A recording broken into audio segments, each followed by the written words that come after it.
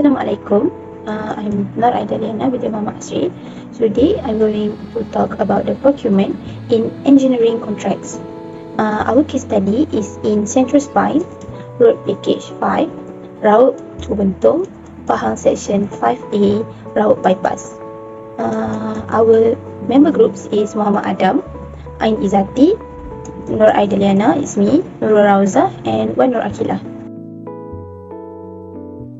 I will be moved to the introduction of our project. In construction, the procurement is the process of obtaining the material, equipment and services required in order to finish a project. Process of procurement need to identifying project needs, hiring the right contractor, specifying requirement and supplier to complete a construction project.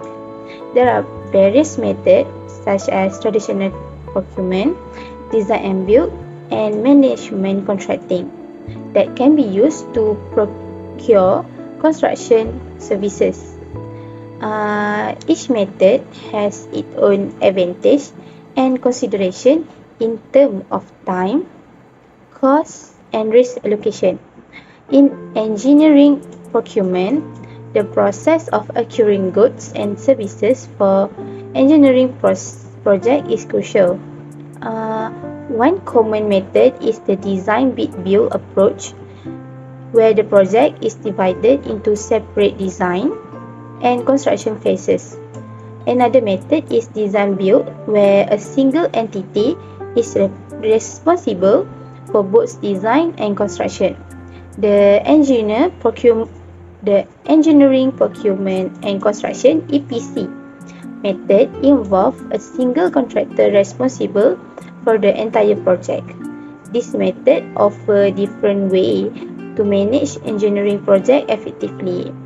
It is claimed that as engineering projects have adjusted to the demand of the modern world, large and complex projects have become more common, particularly in large business and sector, and also one task may involve thousands of engineers and managers working of tens of thousands of systems and components and producing millions of emails, reports, presentations, and other files. This magnitude is accompanied by the risk of failure for the participating company due to economic value of each project in all markets. At this large scale, handling the challenges that arise in engineering project successful become even more crucial. Assalamualaikum and hi, my name is Nur Ain Izzati binti Hussin. Now we are moving to research methodology part. A research methodology outlines the techniques and strategies used to find and access data related to a certain study issue.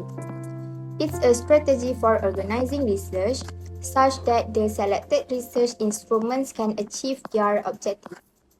We choose to employ a qualitative approach in this case study for a number of compelling reasons. Methodologies for qualitative research are frequently highly helpful in determining the importance of individuals to their life experience. We investigated the experience of people who had specific questions about how public procurement process work. The goal of qualitative research methodology is to comprehend ideas, feelings, or experience. This descriptive method is frequently used when trying to compile extensive data regarding people's beliefs. Data collection methods are strategies and process for gathering information for this investigation.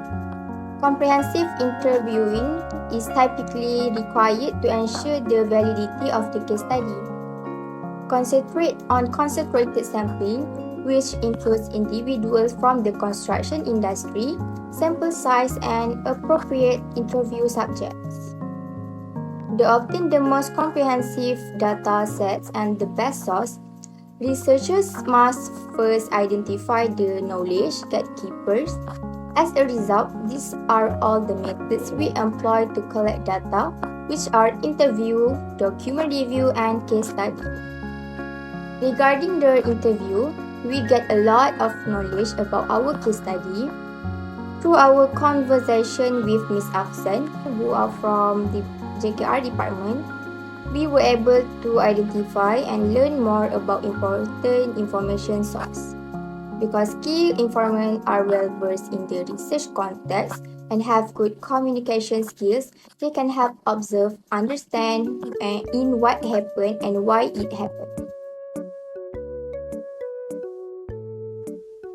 For project background, the case study of this project is Central Spine Road Package 5, Route ke Bentong Pahang Section 5A, Route Bypass. Only contractors with a ranking of 7 can submit a bid.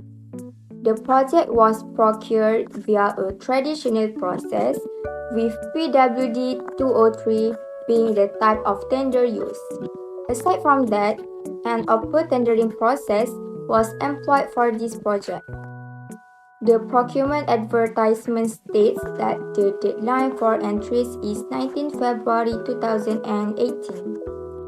The client selects the contractors based on the quantity surveyor's tender report. Before the deadline, each of the 8 bidders who participated in the tender was able to successfully submit their offer. Following all of the comparisons, Majulia Sendirian Berhad was the sole recipient of an award. A significant infrastructure project, the Central Spine Road (CSR) aims to improve Peninsular Malaysia's transport system. This section of the CSR project seeks to increase driver safety and lessen traffic congestion by constructing a bypass around the town of Rau. In addition to completing the current north-south motorway, it provides an essential arterial road that links the northern and southern regions. The CSR aims to increase economic activity along its corridor, make travel time shorter, and make it accessible. There were 5 parties involved in this project. The first one is client, which is from Kementerian Kerja Raya. The second one is contractor, which is from Majulia Sendirian Berhad. And another 3 which are mechanical and electrical engineering, architect and quantity surveyor, which is from JKR. Assalamualaikum and hi, I'm Mohamad and I will continue to talk about the types of procurement used.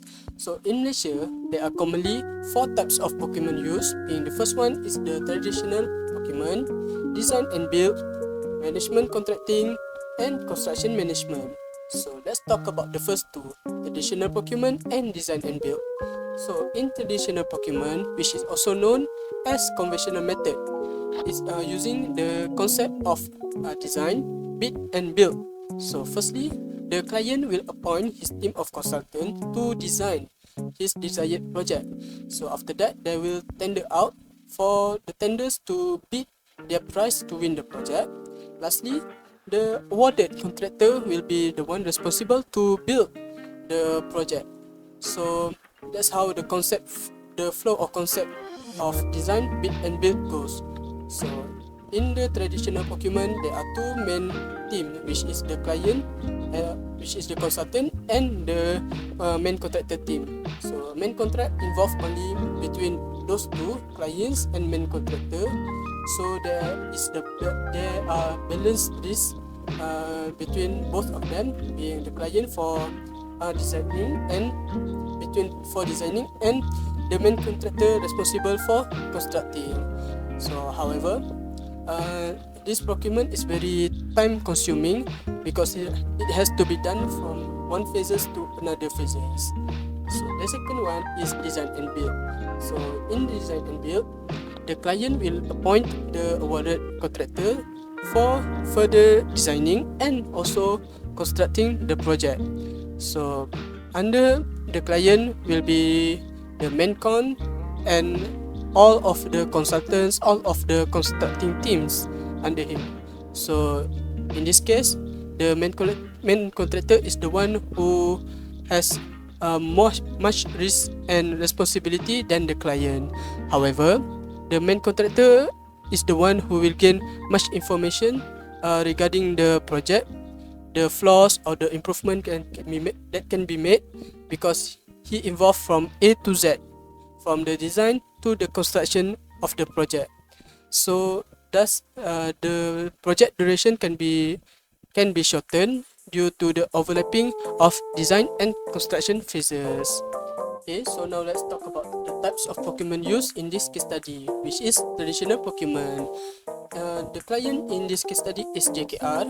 The consultant in this case study is also JKR.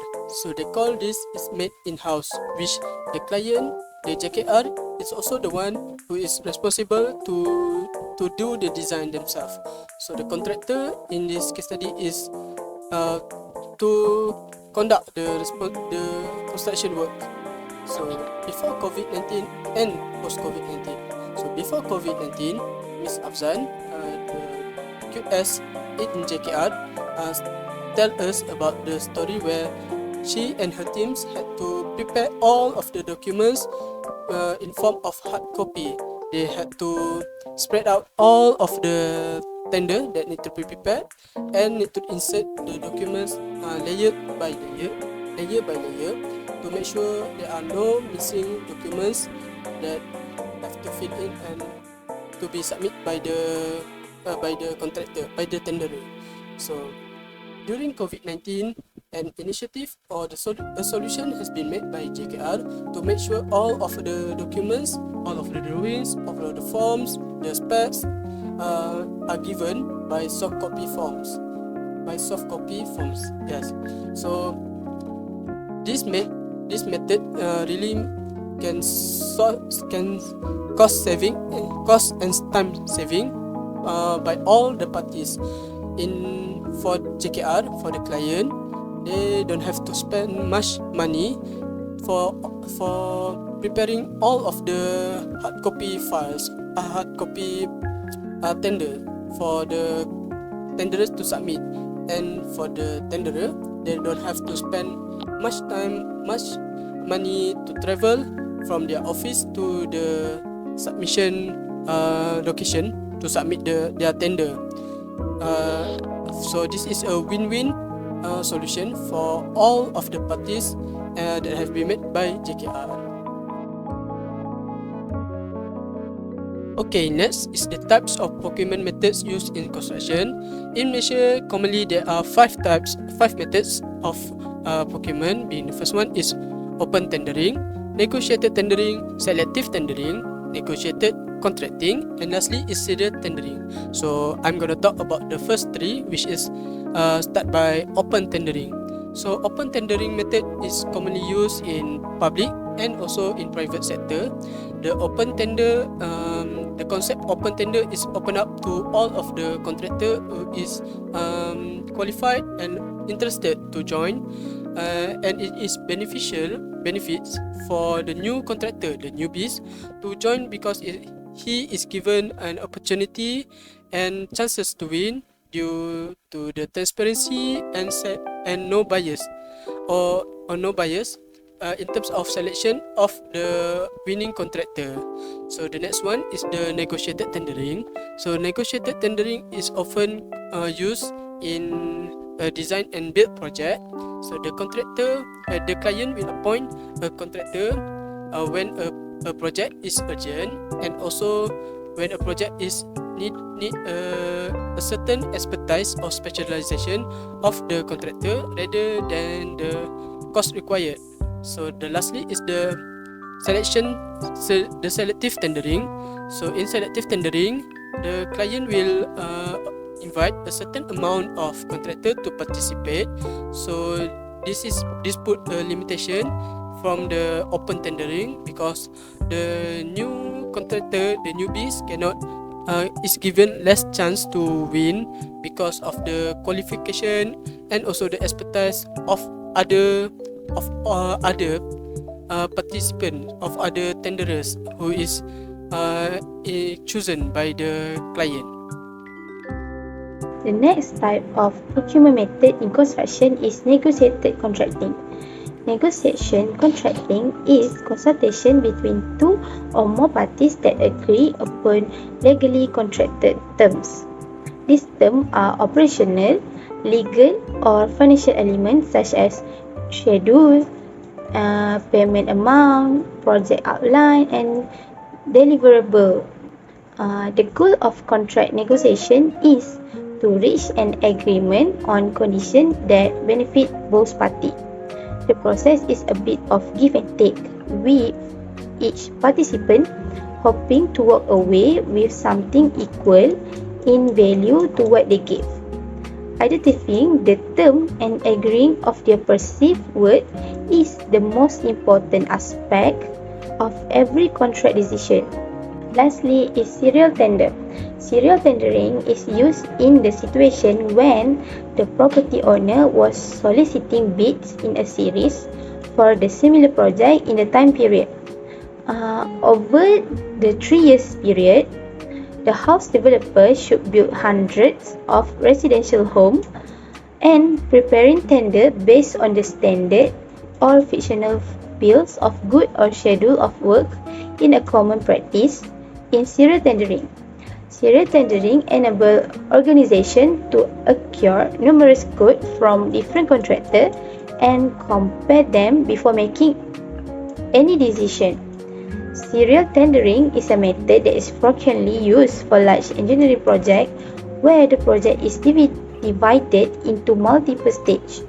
This approach also ensures that all potential bidders have an equal opportunity to make a competitive offer.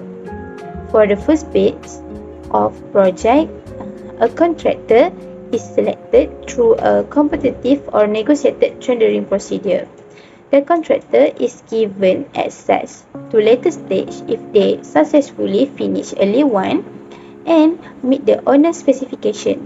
This strategy allows the same contractor to complete the same activity more than once in an effort to deliver higher quality outcome with fewer expense throughout the project.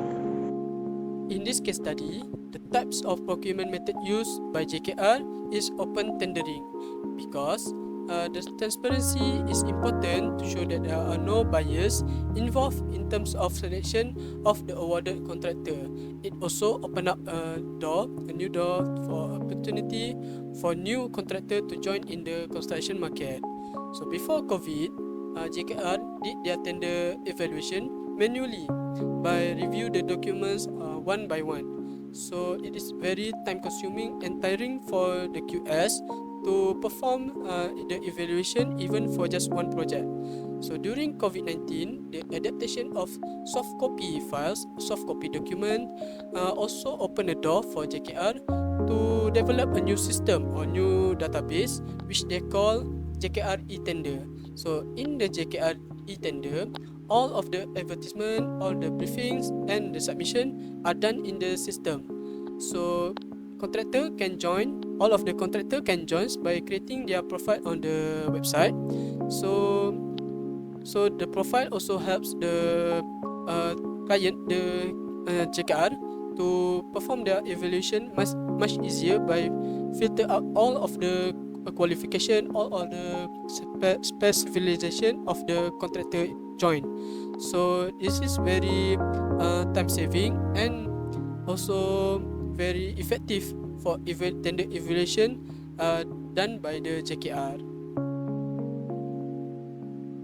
Hi, my name is Raudzah and I will present contractor selection criteria.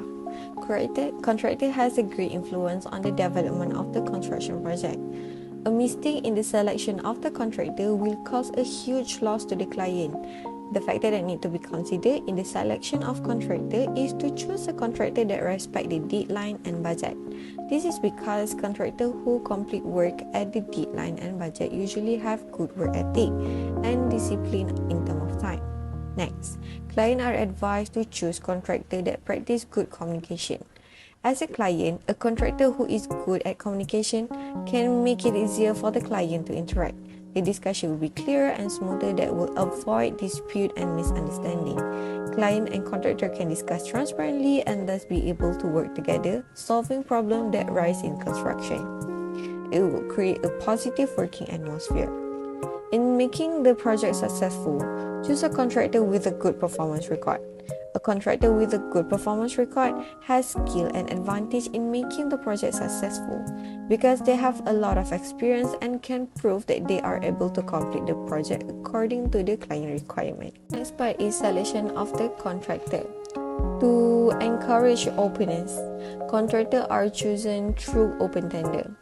So, through open tender, several contractors can submit proposals which are subsequently assessed following present standard.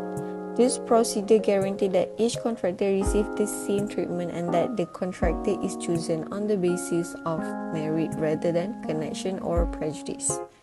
The project owner eventually benefit when numerous contractors are encouraged to submit their best offers and rates when they are invited to bid on the project and create good competition. In an effort to set themselves apart from their rival, contractors are driven to innovate, become more efficient and save costs. Based on the interview with Mrs. Azlan, she stated that the government sectors such as JKR still maintain the selection procedure of contractors either before or after the pandemic, where the tender submission is sent by hard copy to JKR office and the contractors sign the decision paper, which was released by the JKR Procurement Board on May 2017-2019. So the next part is procedure in tender document. It starts with the tender solicitation process. It is a process that involves preliminary work such as determining client requirement, creating task scope, and creating evaluation framework for tender assessment. Then invitation to tender and pre-tender meeting are also done in the soliciting process. Then the tender will be priced by the interest contractor and the tender must be sent according to the deadline. Then, tender selection will be done to choose the most suitable and qualified contractor to run the project. Contractor capabilities and offers will be evaluated and screened to ensure they meet the requirement that's set by the client. The contractor with the best offer and services that meet the client requirement will be selected as the tender winner. Then there will be contract formation. It happened after the contractor won the tender contract and client will sign contractor agreement that becomes a legal bond between contractor and the client. And last but not least, the project will be carried out. This is the phase that physical construction of the project that involves the project life cycle. Okay, next. For the tendering procedure used, the JKR surveyor prepared tender documentation for the Central Span Road Package 5 Route ke Bentong Pahang Section 5A Route Bypass Project. After that, the tender is published or referred to as a tender call. Although the approach has shifted to digital, JKR is still using physical tender advertising in 2019. That is posting the advertisement on a notice board. Next, the tender briefing is held following the contractor's registration for the project. Both now and then in the past, site visits are conducted in person. For construction briefings, site visits are crucial to gaining a deeper comprehension of the site condition. The company representative must gather a lot of information about the site during the inspection, including determining whether the soil is loose, normal, or rocky. Okay, contractor will identify any impediment in the site area that could hinder the start of the work or interfere with the project activities. The sale of the tender document is start open in tendering the procurement method used for this project. Quotation from any contractor interested in the opportunity are accepted, making it the most competitive sort of tendering procedure because competition is encouraged and it provides opportunity for aspiring contractors to win contract. Pre-contract information states that the tender must be submitted by February 19, 2018 and sent in hard copy. The qualifying contractor is then identified by a fair review of the tender submission then 2000 on 27 May.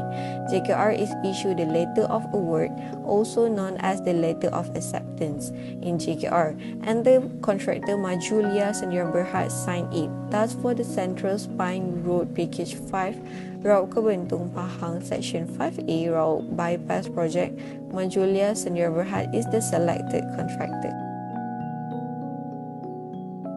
Alright, I am Wan Nur Aqilah Syahirah. I'm going to present to you about standard form of contracts.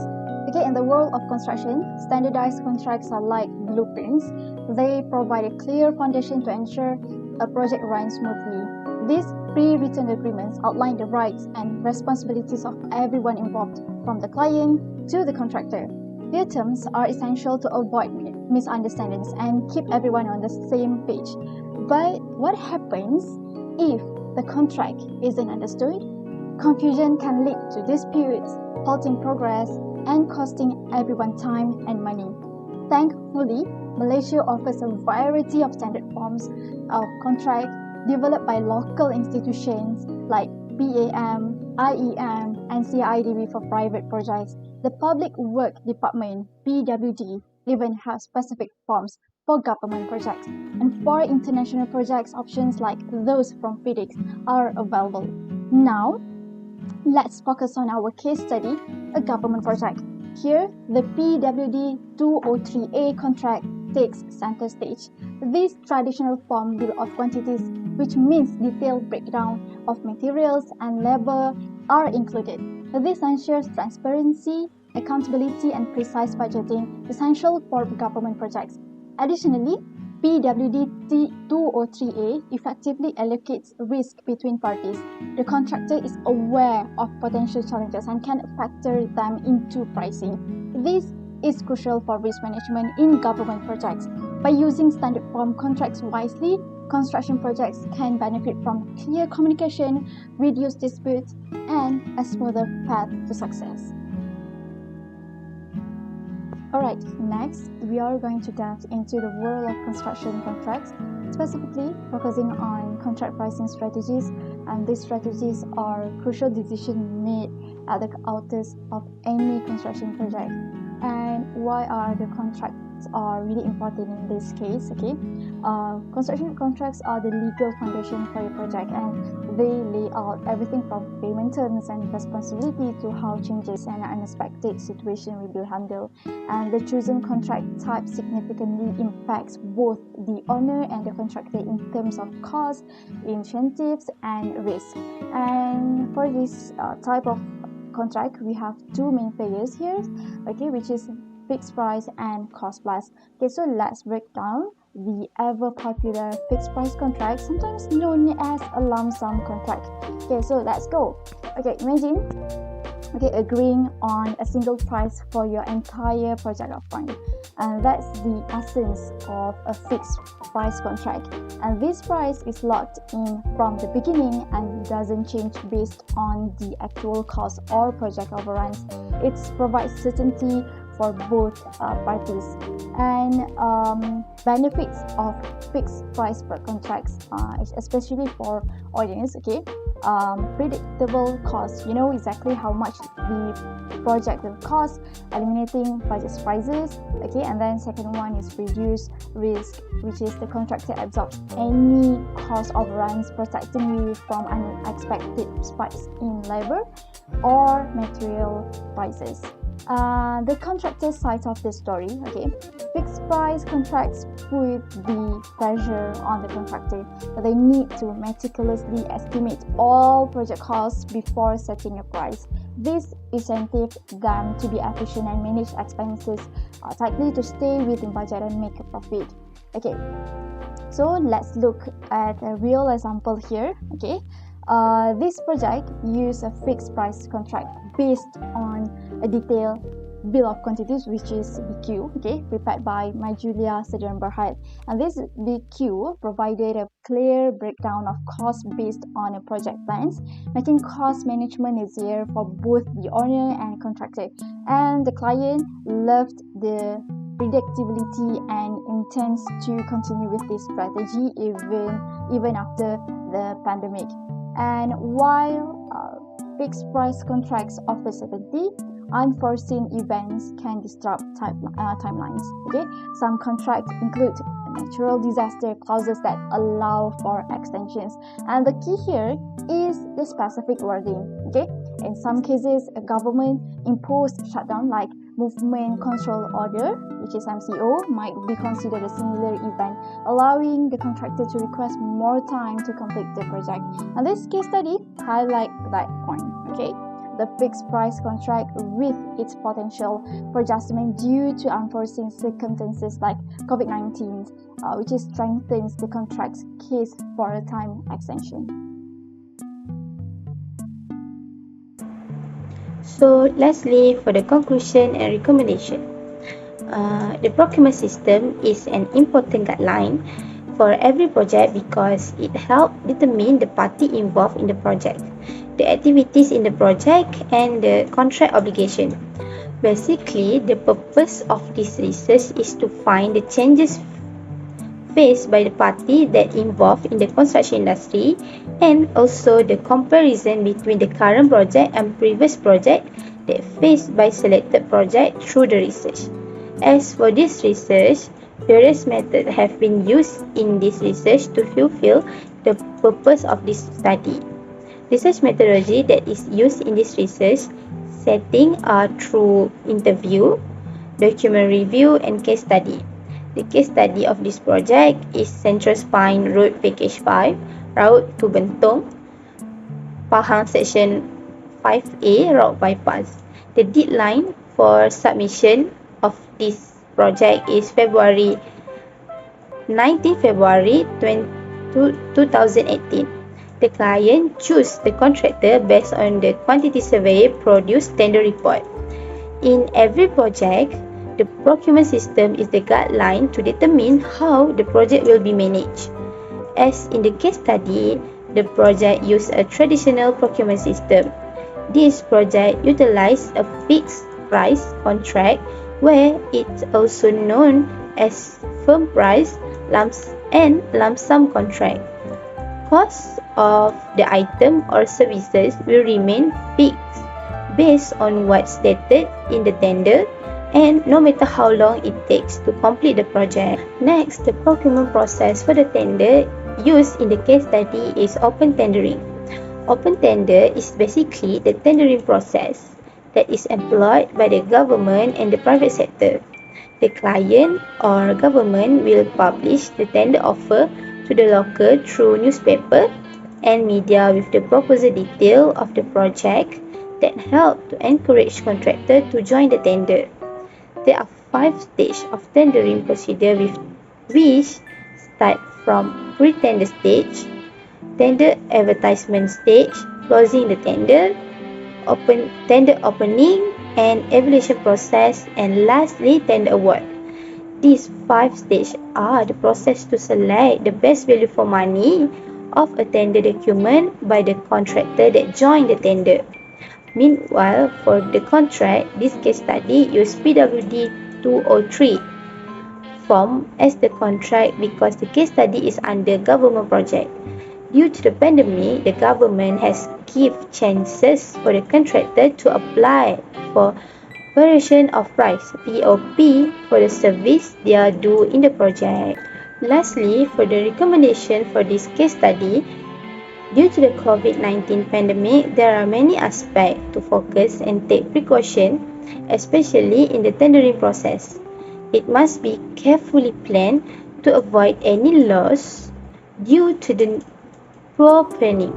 The tender document from the contractor that joined the tender must be evaluated through any aspect and make sure the selected one is the best for value money. Due to the COVID-19 pandemic, there will be some changes and new rules will be created in the process of tendering so that public sector, contractor and even private sector need to be more careful to avoid any happening. So I think that's all from our group. So thank you.